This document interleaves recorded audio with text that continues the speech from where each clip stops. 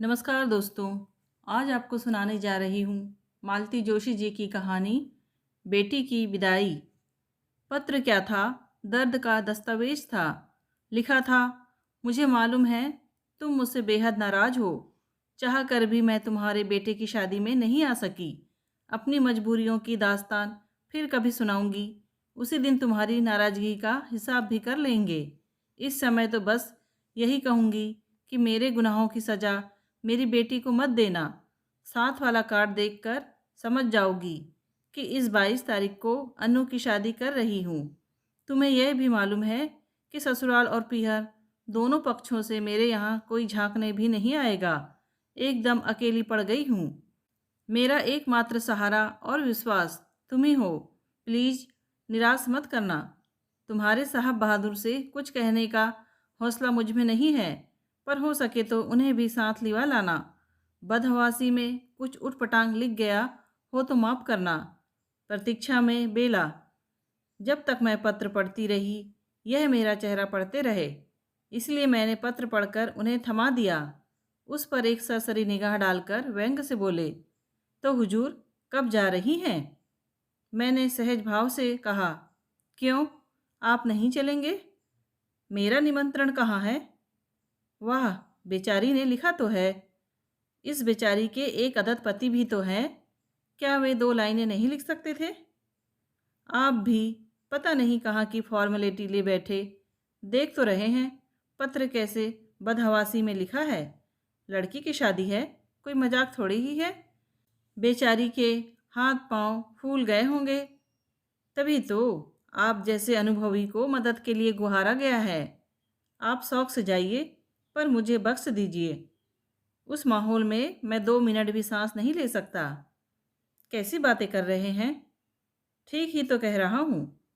तुम दोनों तो सिर जोड़कर बैठ जाती हो। घंटों तुम्हारी बातें ही खत्म नहीं होती और मैं बेचारा बैठा दीवार पर लगी कीलें गिनता रहता हूँ। वह भला आदमी हाँ हूँ के सिवा कुछ बोलता ही नहीं। आप नहीं समझेंगे, जब बीबी का कैरियर ग्राफ अपने से ऊपर चला जाए तो मर्दों के मुंह पर ताला पड़ जाता है। कैरियर की दुम। इन्होंने बुरा सा मुंह बनाया। मुझे तो यह आदमी जन्म का घुन्ना लगता है। पता नहीं इसने बेला को कैसे प्रपोज किया होगा। मुझे तो यकीन ही नहीं होता कि कभी यह बॉडम तुम्हारी सहेली को लेकर भागा था। उल्टा ही हुआ होगा। अब ऐसा भी नहीं है, वक्त की बात है। नहीं तो किसी ज़माने में उनके भी जलवे हुआ करते थे। लड़कियां मरती थी उन पर। तुम भी। अब मेरे टिकट का इंतज़ाम कीजिए। इस विषय पर बात करने के लिए ज़िंदगी पड़ी है। मैंने कृत्रिम रोष जताते हुए इन्हें जल्दी जाने के लिए कहा। जाते हुए भी उनके चेहरे पर वही शरारत भरी मुस्कुराहट थी। इन्होंने तो मजाक किया था, पर यह सच्चाई है कि नरेश हमारे क्लास के हीरो थे। कक्षा के सारे हंगामे, सारी रौनक उनके दम से थी। उनके चाहने वालों की संख्या भी कम न थी। अपने साधारण रंग रूप के बावजूद जब बेला ने उन्हें हथिया लिया तो कितनों ही के दिल पर सांप लौट गए थे। पर पता नहीं क्यों इतना हंसोड़ और जिंदा दिल आदमी भीतर ही भीतर राख होता चला गया। कुछ लोग अपनों से अलग होकर जी नहीं पाते। शायद घर परिवार से कट जाने का दुख नरेश जी को भी घुन की तरह खाता रहा, या कि फिर बेला की उपलब्धियों के तले उनका व्यक्तित्व दब सा गया। सिर उठाकर जीना वे जैसे भूल गए। जो भी हो, एक बात साफ है, पहले वाले नरेश जी अब बिल्कुल पहचाने नहीं जाते। उस दिन जब मैं रिक्शे से बेला के घर के सामने उतरी तो वह घर भी मुझसे पहचाना नहीं गया। रंग रोगन से एकदम नया लग रहा था। दरवाजे पर आम के पत्तों का बंधनवार झूल रहा था। मकान के ऊपर विद्युत सज्जा की तैयारियां चल रही थी। बेला का बड़ा बेटा नीचे खड़े होकर इलेक्ट्रीशियन को निर्देश दे रहा था। मुझे देखते ही वह दौड़ा आया। मेरे पैर छूकर उसने अटैची ले ली और भीतर तक छोड़ आया। वहाँ बेला का छोटा बेटा बचे हुए कार्ड्स दोस्तों की मदद से निपटा रहा था। मुझे देखकर उसने माँ को आवाज़ दी। पल्लू से हाथ पोंछते हुए बेला दौड़ी आई और मुझसे लिपट गई।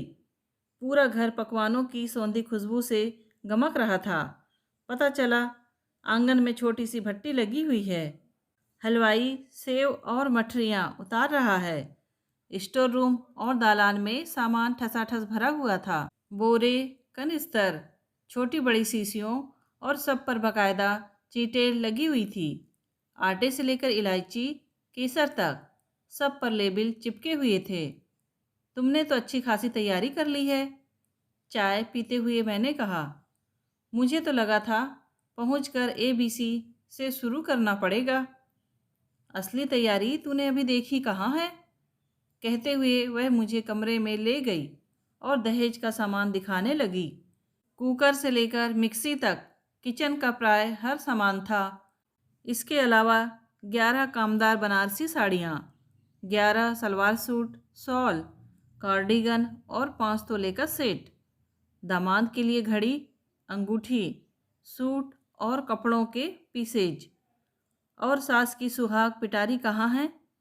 मैंने छेड़ा। सास नहीं है? चलो, यह भी अच्छा हुआ। नहीं रे, उसने तड़प कर कहा। घर में कोई तो होना चाहिए। अब मैं यह सब जो अपनी हैसियत से बाहर कर रही हूँ, घर में कोई तो हो जो इसे देखे, भले ही नाक भौं सिकोड़े, पर देखे तो। अरे, तो सास न सही, घर में और लोग तो होंगे। पर मेरी इस बात का जवाब मिलने से पहले ही बेला को किसी ने पुकार लिया। वह तो शादी का घर था, उसके नाम की पुकार तो लगी ही हुई थी। रात तक फिर उसे चैन से बैठना नसीब न हुआ। नरेश जी बड़ी देर बाद नजर आए। तब मुझे याद आया कि बेला ने एक बार भी मेरे पति के बारे में नहीं पूछा था। सारे उल्हाने मन ही में रह गए। इसीलिए मैंने नरेश जी से ही शिकायत की। श्रीमान जी भी इस शादी में शिरकत करना चाहते थे, पर आपने निमंत्रण ही नहीं भेजा। मेरे निमंत्रण की तो कोई बिसात ही नहीं है। वैसे आला कमान की ओर से तो गया था शायद। अब उन्हें क्या बताती कि वह कैसा पत्र था, पर लगा कि अच्छा ही हुआ जो ये नहीं आए। इस माहौल में तो शायद 2 मिनट की सांस न ले पाते, क्योंकि मैं धीरे धीरे महसूस कर रही थी कि सारी गहमा गहमी के बावजूद वातावरण में एक हल्की सी उदासी है। शादी का सरंजाम तो है, पर रौनक नहीं है। पहले तो मुझे लगा कि मेहमानों के अभाव के कारण वातावरण फीका फीका सा लग रहा है। 3 दिन बाद शादी थी और मेहमान के नाम पर मैं और संदीप का एक दोस्त भर थे। किसी और के आने की आशा भी नहीं थी, जबकि शादी की असली रौनक तो मेहमानों से ही होती है। जब तक उनका रूठना, मनाना, तुनकना, मचलना ना हो तो शादी शादी नहीं लगती। मुझे याद है बेटे की शादी में मेरे अपने ही मुझे 8-8 आंसू रुला रहे थे।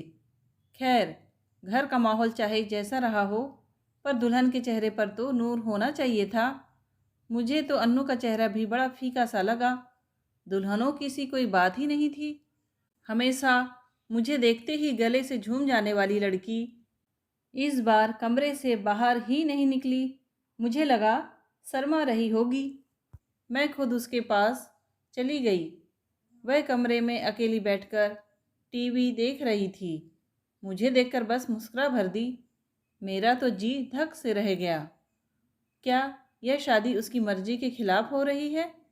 कहीं ऐसा तो नहीं कि लड़के वालों ने कुछ ज़्यादा ही मुंह फाड़ा हो और भविष्य की कल्पना से बेचारी का दिल डूब रहा हो। लेकिन बेला तो कह रही थी कि घर में कोई देखने वाला ही नहीं है। मेरे दिमाग में नाना कल्पनाएं उठती रही। रात को जब फुर्सत पाकर बेला पास में आ लेटी तो मैंने पूछा, लड़का क्या करता है? कार्ड से तो कुछ पता ही नहीं चलता।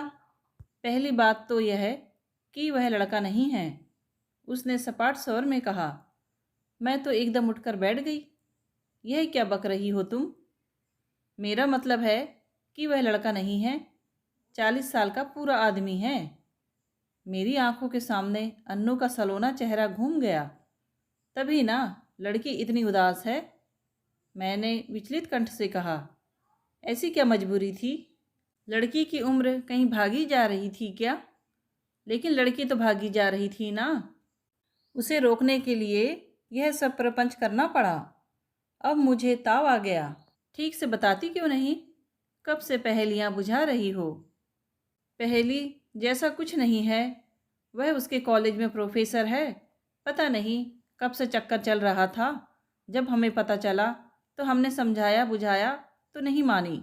जब डराने धमकाने की कोशिश की तो सूटकेस लेकर खड़ी हो गई। बोली, मैं बालिग हूँ, आप लोग मेरा कुछ नहीं बिगाड़ सकते। क्या कह रही हो? इतनी सी टुइयाँ और ये तेवर! देख लो, जमाना 25 सालों में कहाँ से कहाँ पहुँच गया है। हम एक थे कि 6 महीने तक लुकते छिपते रहे थे। बड़ी मुश्किल से हाथ पांव जोड़कर उसे मनाया कि देवी जहाँ कहोगी ब्याह देंगे, पर इस तरह हमारे मुंह पर काली पोत कर मत जाओ, नहीं तो लोगों को कहने के लिए हो जाएगा कि अम्मा ने यही संस्कार दिए हैं। ऐसी माँ और क्या सिखाएगी? बेला की आवाज़ में अजीब सा दर्द था। अपनी बदनामी शायद अब भी टीस रही थी। बात बदलने की गरज से मैंने पूछा, कुंवारा तो है ना? कहता तो है। वैसे लोगों का यह भी कहना है कि बिहार के किसी वज्र देहात में एक ब्याहता बैठी इसके नाम को रो रही है। बरसों से उसका मुंह नहीं देखा। तुम्हें खोजबीन तो कर लेनी थी। किसके लिए? तुम्हें इस शादी के अवैध हो जाने का डर है ना? उससे क्या फ़र्क पड़ता है? वह तो बिना शादी के ही उसके घर में बैठने को तैयार थी। फिर फिर क्या? मेरा सिर, मेरा तो मुंह जैसे कड़वा हो गया था। शादी का सारा स्वाद ही जाता रहा। समझ में नहीं आया कि जिस शादी में किसी की आस्था नहीं है उसका इतना सरंजाम क्यों? पूरा घर लगा हुआ था। बेटे बेचारे कुली बने हुए थे। पैसा पानी की तरह बह रहा था। उस दिन जब बेला को 5वीं बार अलमारी खोलनी पड़ी तो वह भी झुंझला उठी। तुम लोग सब मिलकर मुझे लूट ही लोगे क्या? मैंने कहा, यह काम ही ऐसा होता है। एक बार फैल जाए तो समेटना मुश्किल हो जाता है। शादी हो या घर का बजट, ये कभी पूरा नहीं होता। पर इतना फैलाने की ज़रूरत ही क्या थी? नरेश, जो अब तक मौन दर्शक बने हुए थे, उन्होंने पहली बार जबान खोली। सौमित्र तो रजिस्टर्ड मैरिज के लिए ही कह रहे थे, पर ये ही नहीं मानी। ये दुनिया को दिखाना चाहती है कि बिटिया अपनी मर्जी से नहीं, हमारी मर्जी से शादी कर रही है, और ये अपनी इस जिद के लिए इतनी बड़ी कीमत चुका रही है। बेला एकदम तुनक गई। ओफो, जिस बात को आप समझते नहीं उसमें बोलते क्यों हैं? खैर, बोलने का अधिकार तो मुझे वैसे ही नहीं है।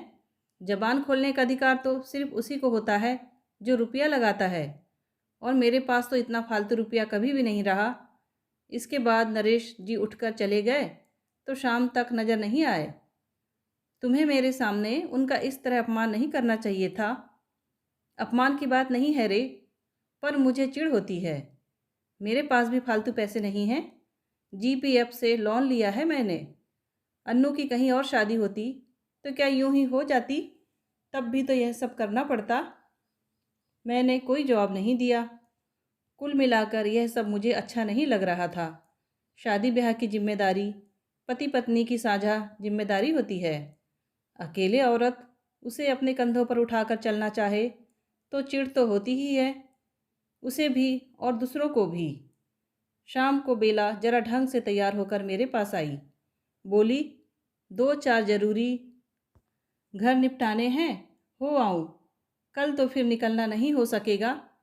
वैसे बाई सब्जी रोटी बना कर रख गई है, अन्नू कुकर चढ़ा देगी। तुम लोग समय से खाना खा लेना, हमें देर भी हो सकती है। मैंने कहा, वाह, अन्नू कुकर क्यों चढ़ाएगी? मैं यहाँ किस लिए हूँ? रात को जब अन्नू किचन में खटर पटर करने लगी तो उससे भी मुझे यही कहना पड़ा। अन्नू, तुम क्यों परेशान हो रही हो? मैं यहाँ किस लिए हूँ? परेशानी की क्या बात है? मैं रोज़ ही कुकर चढ़ाती हूँ। मैंने उसके हाथ से दाल चावल के डिब्बे लेते हुए कहा, मुझे मालूम है तुम यहाँ रोज़ कुकर चढ़ाती हो, शायद वहाँ जाकर भी रोज़ चढ़ाओगी, पर अब 2-3 दिन तुम किसी काम में हाथ नहीं लगाओगी। क्यों? अरे, दुल्हन होने के कुछ खास प्रिविलेजेस होते हैं। You are supposed to sit quality and look beautiful. वह हंस दी। तो क्या आंटी, आप भी इस नौटंकी में शामिल हो गई हैं? कैसी नौटंकी?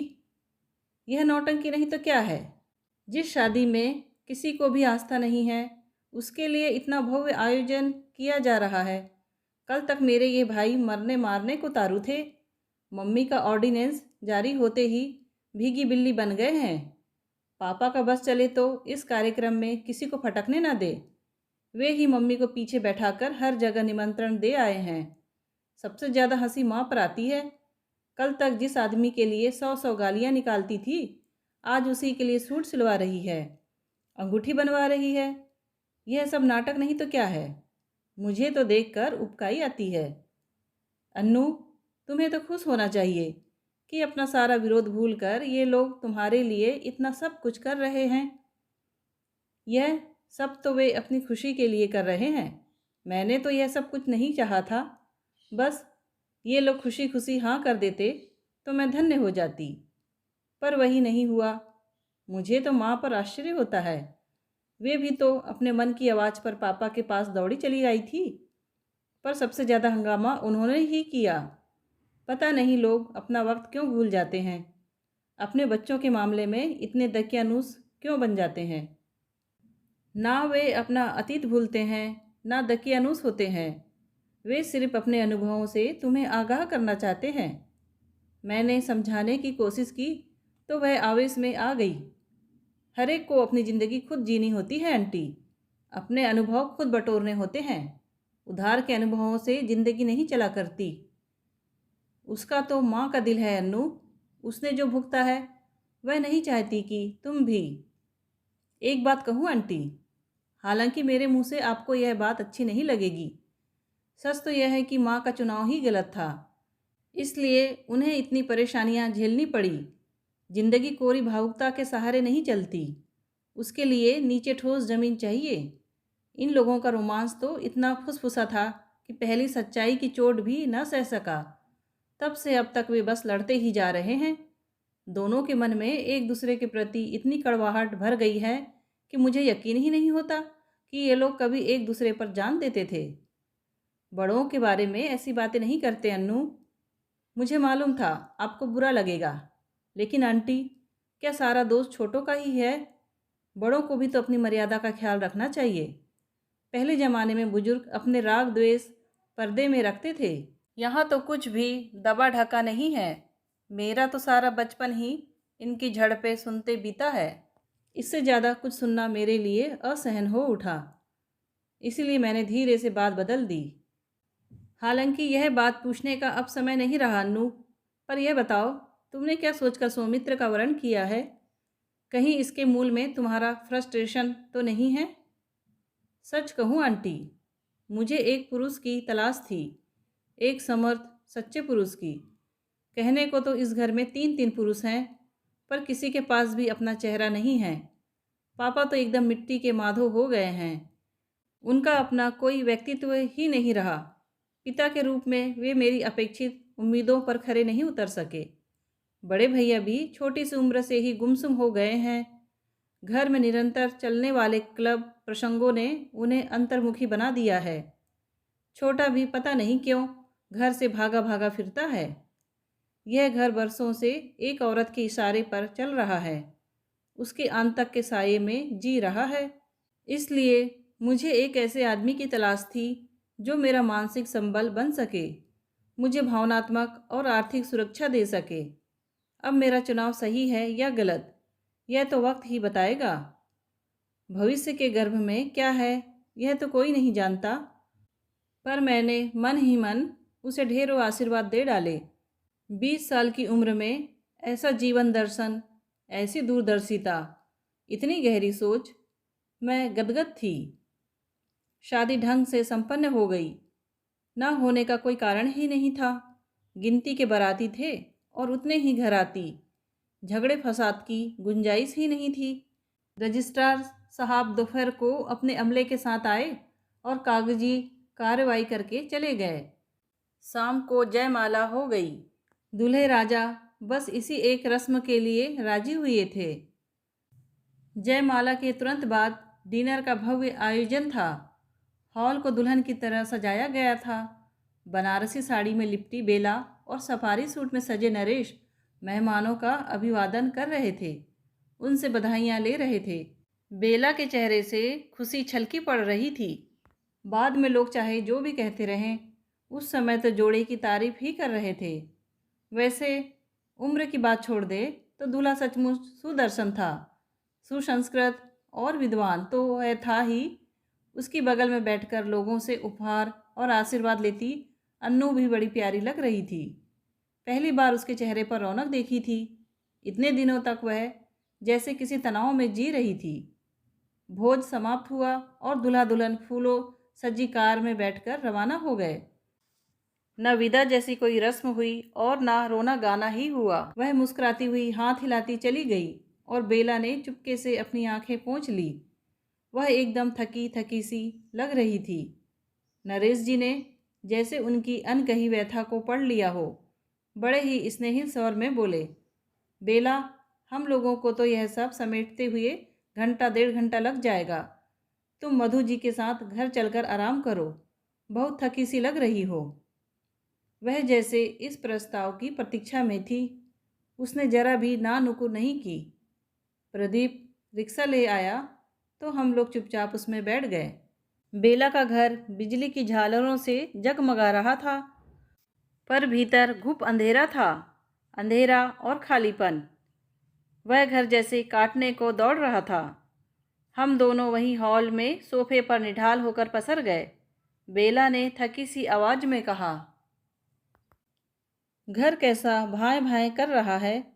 कोई कहेगा कि यह शादी वाला घर है। लड़की की शादी के बाद घर ऐसा ही सूना सूना सा हो जाता है। संदीप की शादी के बाद देखना, घर में दुगुनी रौनक हो जाएगी। संदीप की शादी किसने देखी है? उसने हताश स्वर में कहा, मुझे तो बस इसी शादी का अरमान था।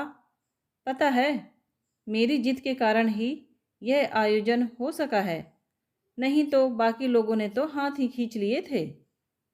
चलो, तुम्हारी जिद पूरी हुई और मेहनत भी सफल हुई। आयोजन सचमुच शानदार रहा। बधाई। मेरी अपनी शादी तो मंदिर में जैसे तैसे फेरे लेकर हो गई थी। उसका हमेशा मलाल रहा। जब भी किसी की शादी देखती, मन में एक टीस सी उठती। इसीलिए सोच लिया था कि अपनी बिटिया की शादी खूब धूमधाम से करूँगी। अपनी शादी के अरमान भी उसी समय पूरे कर लूँगी। अब अन्नू ने अपने भाग्य का फैसला खुद ही कर लिया है, तो परिणाम के लिए भी वह हमें जिम्मेदार नहीं ठहराएगी। पर उसे कम से कम यह एहसास तो रहेगा कि उसकी खुशी में हम सब लोग शरीक हुए थे। यह एहसास भी बड़ा बल देता है। काश नरेश जी भी इसी तरह सोच पाते, तब तुम्हें इतनी आलोचना, इतना विरोध ना सहना पड़ता। मर्द और औरत की सोच में यही तो बुनियादी फर्क होता है। अन्नू के पापा को कभी इस बात का ख्याल नहीं आया कि लड़की ढंग से विदा होगी तो आने जाने का रास्ता भी खुला रहेगा। भगवान ना करे, पर कभी बुरा वक्त आया तो पीठ पर बाप का, भाई का हाथ तो होगा। संकट की घड़ियों में माँ की गोद में सिर रखकर रो तो सकेगी, मेरी तरह नहीं कि जिंदगी भर अकेले ही जूझती रही। कहीं से सांत्वना के 2 शब्द या सहानुभूति का एक स्पर्श भी नसीब नहीं हुआ। बोलती बोलती जब वह अचानक चुप हो गई तो मैंने सिर उठाकर देखा। वह निशब्द रोए जा रही थी। पता नहीं यह बेटी की विदाई की पीड़ा थी या उसकी अपनी संचित व्यथा, पर उसकी बनारसी साड़ी का आंचल अनवरत आंसुओं से भीगता रहा, भीगता ही रहा। दोस्तों, कहानी पसंद आई हो तो प्लीज़ लाइक, शेयर और सब्सक्राइब ज़रूर कीजिए। कहानी सुनने के लिए आपका धन्यवाद।